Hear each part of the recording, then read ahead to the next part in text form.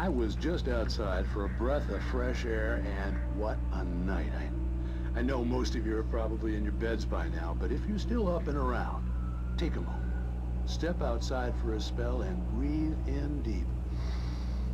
The weather is absolutely still. The sky is crystal clear. It's like the forest is quietly breathing along with you. As you listeners know, I'm a night owl, and it's on nights like this I wish I wasn't cooped up in the studio. Makes an old man like me wish I could just roam wild. But here I am, and it would keep you company all night long if I weren't. It looks like I'm not the only one staying up late. Caller, you're on the air. Hey, Pat, it's Maurice Horton. Hello, Maurice. What are you up to? Well, I was just taking Toby on his walkies. Oh, isn't it beautiful out there? Sure, but Pat, the reason I called is that Toby heard something rustling in the undergrowth and took off after it, and I couldn't find it. Probably a rabbit. Sure. Toby loves rabbits. Well, sure. Anyway, I figured that, if anyone runs into Toby, they could grab him. My number's on his collar. And Toby's a friendly dog? Toby loves people. Usually he comes back, but we were pretty far from home, and it sounds like he went pretty wild there. Great dog, but just too dumb for his own good. Well, Maurice, it's out there now. Hope Toby comes home soon. Yeah, thanks, Pat. You have a good night now.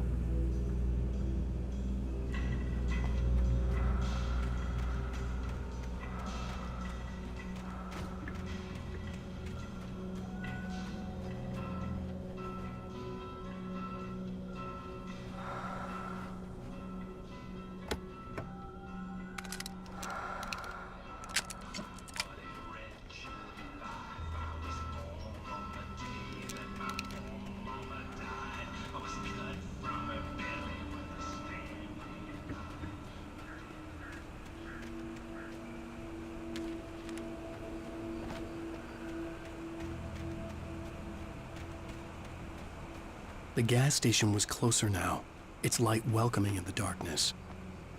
Paul makes the best dogs in the state.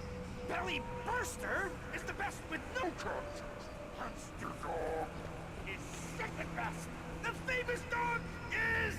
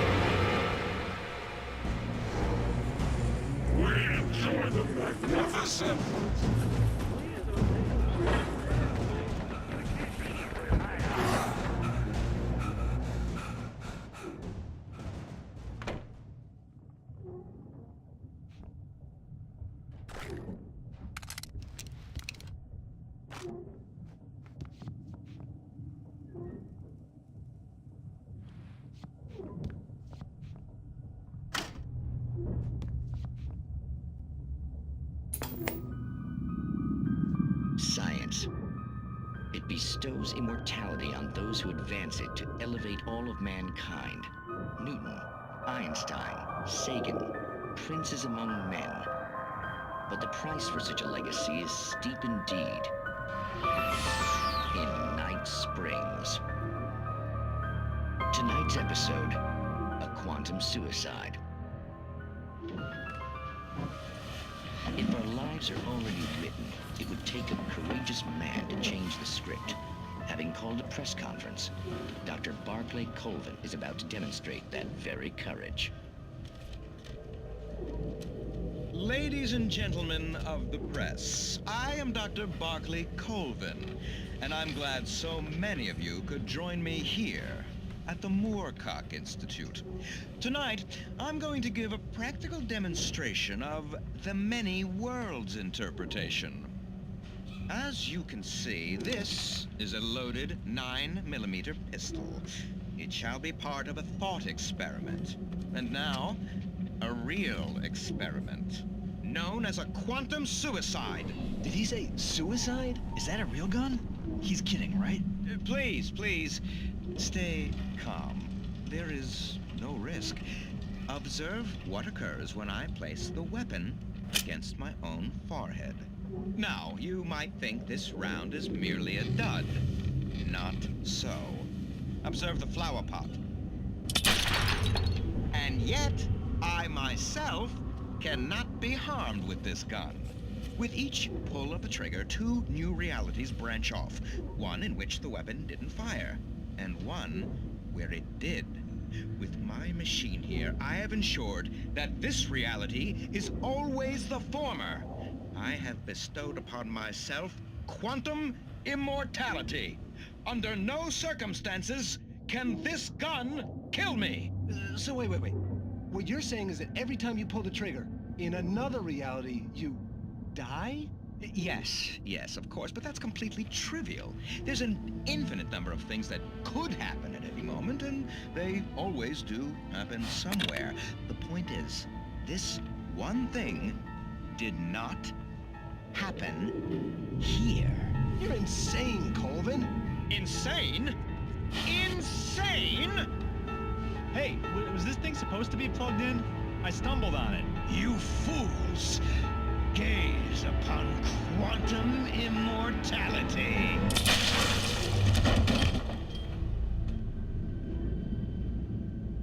Poor Dr. Colvin, felled by his own hubris or the ignorance of the masses. Perhaps he should have left the crate unopened, the decaying atom unobserved. Curiosity often kills the cat. In Night Springs.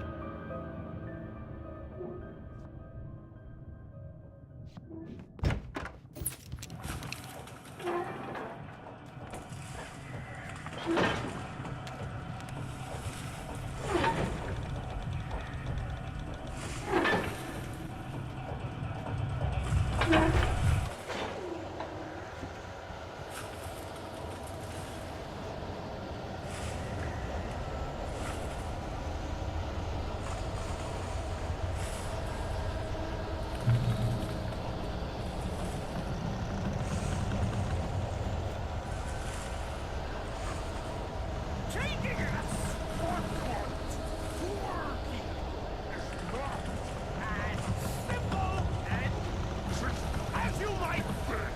It can be dangerous. It requires patience.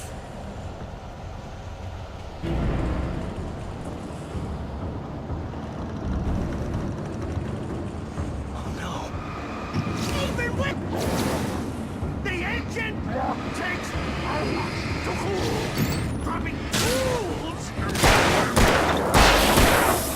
says and fire.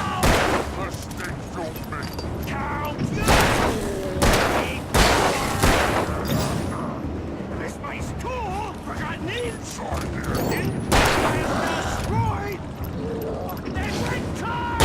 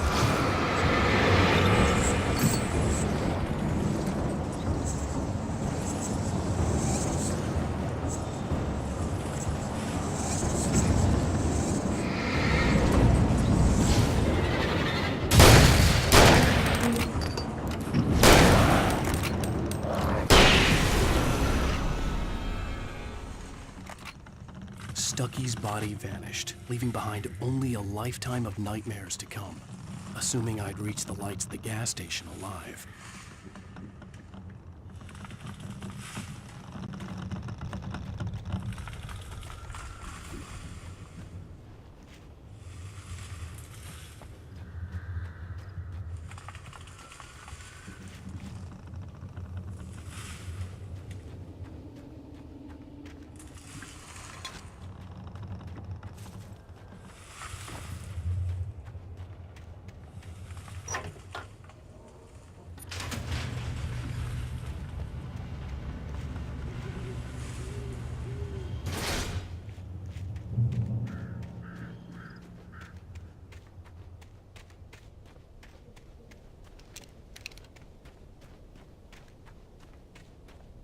I recognized the parade float I had seen in Bright Falls when I first arrived with Alice.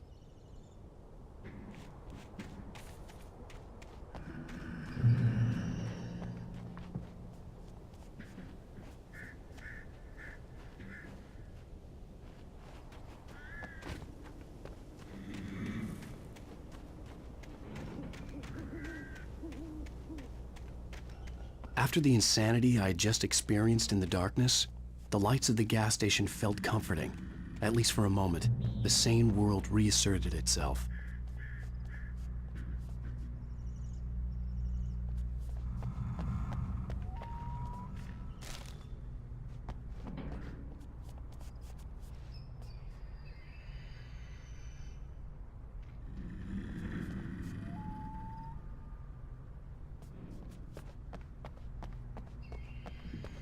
The Deer Fest had been 2 weeks away when we arrived. If the day count on the banner was right, I was missing a whole week between the night we got here and now.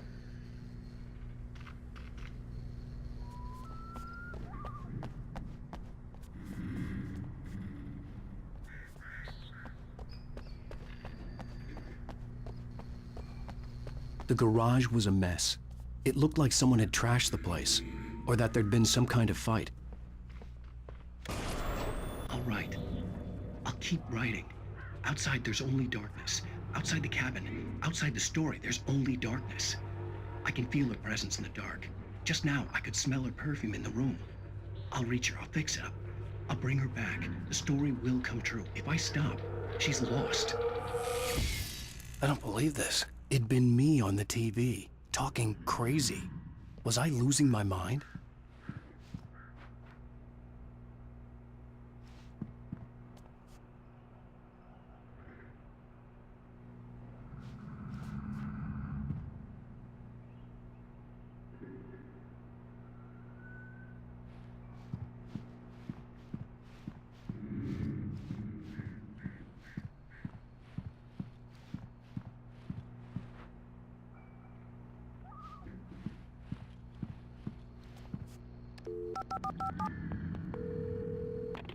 Bright Falls Sheriff